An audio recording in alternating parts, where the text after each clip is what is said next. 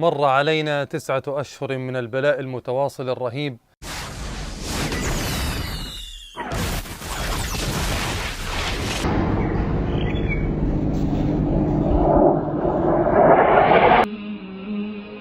وانقسم الناس فيه إلى أقسام عدة بين صابر محتسب وجزع مضطرب، مؤمن لم تصده المحن عن عبودية ربه وطاعته، ومجرم يسب الله عز وجل ليل نهار ويتجرأ على كل المحرمات من السرقة وقتل النفوس.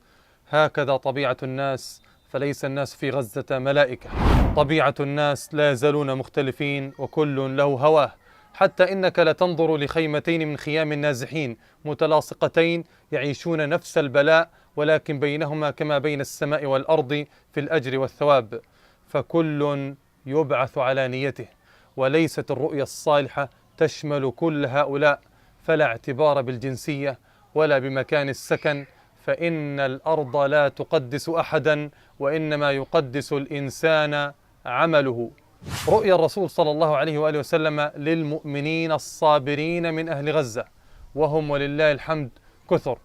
سبحان الملك، سبحان الملك، سبحان ذي العزة والجبروت، سبحان من لا ينبغي التسبيح إلا له، سبحان ذي المجد والكرم، سبحان ذي النعم والفضل، في وسط المخاوف والقصف الذي لا ينقطع علينا في ليل أو نهار نزوح إثر نزوح، ومعاناة وغصص وآلام، فتزلزلت القلوب وبلغت القلوب الحناجر، وساعتها ندرك يقينا أن أمرنا كله بيد الله.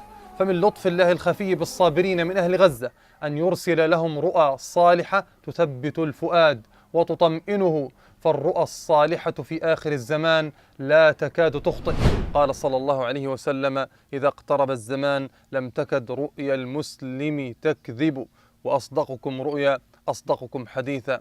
قال ابن القيم رحمه الله تعالى: وذلك لبعد العهد بالنبوة وآثارها، فيعوض المؤمنون بالرؤيا.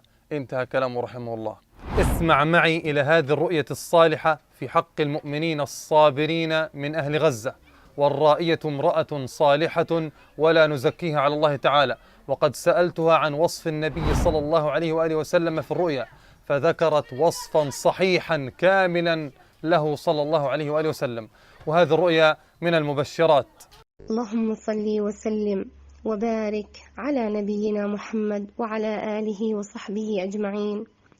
رأيت رسول الله صلى الله عليه وسلم في منامي، وكان في حالة الحزن الشديد، وكان متأثرا جدا على ما يحدث مع أهلنا في غزة، وكان في عيونه الدموع أثناء تحدثه في المنام، فقال: أنتم يا أهل فلسطين ستبلون وتبلون وتبلون في أموالكم وأولادكم وبيوتكم وأرواحكم، وتبلون وتبلون وتدكون وتدكون وتبلون وتنالون شفاعتي وحوضي يوم القيامة. ثم كرر هذا فقال: ستبلون يا أهل فلسطين وتدكون وتبلون وتبلون بأموالكم وأولادكم وأنفسكم، وتنالون شفاعتي وحوضي يوم القيامة.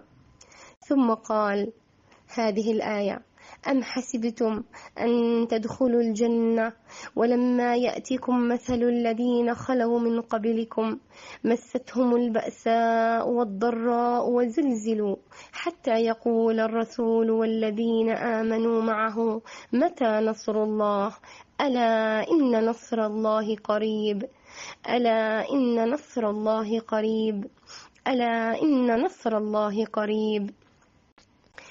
ثم سبحان الله لما كرر آخر هذه الآية قلت في نفسي: يا ربي لك الحمد، بعد هذا البلاء والشدة التي حدثت في غزة إن شاء الله رسول الله صلى الله عليه وسلم بشرنا بالنصر العاجل القريب بإذن الله عز وجل. هذه كانت الرؤيا. أسأل الله العظيم صاحب العرش العظيم أن يكرمنا ويشفي صدورنا ويجبر خواطرنا بالنصر المؤزر العاجل يا رب العالمين. وأسأله عز وجل كما أكرمني برؤية رسول الله صلى الله عليه وسلم أن يكرمكم إخواني برؤيته لأنها كرامة ليس بعدها كرامة. ما شاء الله، تبارك الرحمن. رؤيا يقشعر لها البدن، رؤيا عظيمة، رؤيا تتأثر منها القلوب. قول رسول الله صلى الله عليه وآله وسلم في الرؤيا: أنتم يا أهل فلسطين ستبلون وتبلون وتبلون. رغم صعوبة الابتلاء على النفس، رغم مرارة الأيام، لكن الابتلاء من أعظم ما يرفع العبد في الدرجات. ستتمنى يا صاحب البلاء يوم القيامة لو كان البلاء أكبر، عندما تندهش وتشهق من عظم الثواب، ثواب لا يخطر بالبال ولا يسرح في الخيال، لا يمكن لك أن تتخيله، فتتمنى لو اشتدت الأيام الصعبة عليك. معقول هذا؟ تأمل في هذا الحديث الصحيح الذي يصف حدثا سوف يحصل يوم القيامة. قال صلى الله عليه وسلم: يود أهل العافية، أي أهل السلامة في أجسادهم ولم يتعرضوا لكثير من الابتلاءات، يود أهل العافية يوم القيامة حين يعطى أهل البلاء الثواب لو أن جلودهم كانت قرضت بالمقاريض. يتمنون لو أن البلاء زاد وزاد، حتى يتمنون أن لو كانت في الدنيا كماشات ومقاريض تنهش في أجسامهم وفي جلودهم من كل ناحية. لماذا؟ لأن الثواب كبير جدا، والابتلاء مهما كان فهو في دنيا تزول. حقا ألا إن نصر الله قريب. نصر الله تعالى له صور كثيرة وغير محصور بالنصر العسكري. إن انتهت الحرب ومعنا عقولنا ونفوسنا لم تتغير فهذا انتصار. انتهاء الحرب ولو لم تتحرر البلاد ولكننا زدنا إيمانا وثباتا على الإسلام هذا انتصار. فقد انتهت حياة عدد من الأنبياء ولم يذكر الله عنهم أنهم حكموا الأرض، فهذا إبراهيم عليه الصلاة والسلام ذكر الله عنه أنه جادل النمرود، وأن الله يأتي بالشمس من المشرق فأتي بها من المغرب، فانتصر نبي الله إبراهيم بالحجة والبرهان والبيان والثبات على الإيمان، ولم يذكر الله عنه أنه انتصر على النمرود بعدة وسلاح، ولا أنه حكم مكانه في البلاد. نصر الله معنى أشمل وأكبر من أن نحصره في معنى معين فقط. ثباتك على الطاعة أيها المسلم في وسط الفتن من أعظم الانتصار. لعل ما حصل في غزة مقدمة لشيء كبير تتغير به وجه الأرض في يوم من الأيام. ما أعظم هذه الرؤيا، فيها دموع النبي صلى الله عليه وآله وسلم وتأثره لحال المسلمين الصابرين الذين انصب عليهم البلاء صبا. مجرد شعور أن النبي صلى الله عليه وآله وسلم يشعر بك ومهتم بك ومتأثر على ما جرى عليك وحزين عليك، هذا يهون عليك المصاب، وهذه لغة المحبين. مجرد شعور المحب أن حبيبه متأثر وحزين عليه ينسى المحب آلامه. لذا عندما نتألم نلجأ لأمهاتنا، لأن مجرد معرفتهم وتألمهم علينا يذهب همنا ويداوي جراحنا. في الرؤيا تنالون حوضي وشفاعتي يا أهل فلسطين. ما أعظم الجائزة للصابرين المحتسبين من أهل فلسطين. كلنا ندعو الله جل في علاه وتبارك في عالي سماه أن يرزقنا شفاعة النبي صلى الله عليه وآله وسلم، وأن يسقينا من حوضه صلى الله عليه وآله وسلم شربة لا نظمأ بعدها أبدا. ما أعظمها وأحلاها من بشرى، فهذه بشرى نستأنس بها استئناسا ونفرح بها ولا نستدل بها.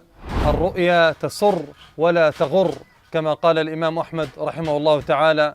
بارك الله فيكم أحبتي الكرام، ونسأل الله الرؤوف الكريم أن يرحمنا برحمته الواسعة، وأن يجعل لكل محب لأهل فلسطين ولكل متأثر ومتضامن معهم نصيبا كبيرا من هذه البشرى. فلقد أخبرنا نبينا صلى الله عليه وآله وسلم أن المرء يحشر مع من أحب. والسلام عليكم ورحمة الله تعالى وبركاته.